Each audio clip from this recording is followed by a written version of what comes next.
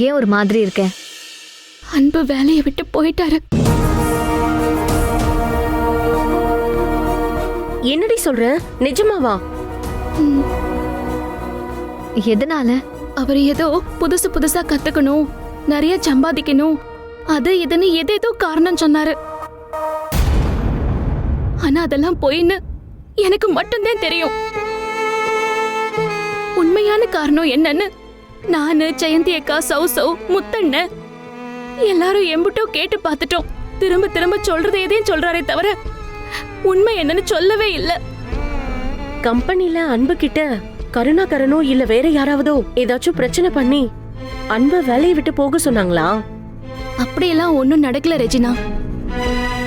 சரி, அன்பு சொன்னதெல்லாம் இருக்கட்டும். நீ என்ன நினைக்கிற? அவர் வேலையை விட்டு போகணும்னு முடிவெடுக்க என்ன காரணமா இருக்கும்? அதே எனக்கும் விளங்கல. நான் சொல்றேனேன்னு தப்பா நினைக்காத.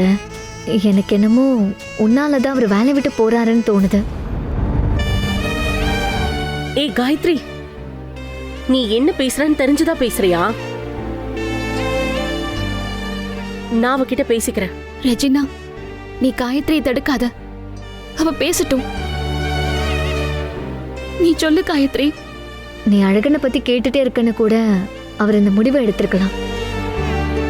நான் ஏற்கனவே உன்கிட்ட சொன்னதுதான். நீ மறுபடியும் அழகனை தேடி போகணும்னு நினைச்சா அன்பை மட்டும் இல்ல, எங்களையும் இழக்கிற மாதிரி நிலைமை வரணும்னு உனக்கு சொன்னல. ஆனா நீ கேட்கல. இப்ப அதுல ஒண்ணு நடந்து போச்சா? இனிமேலாவது உன் கூடவே இருக்கிற எங்களை பத்தியும் கொஞ்சம் யோசி.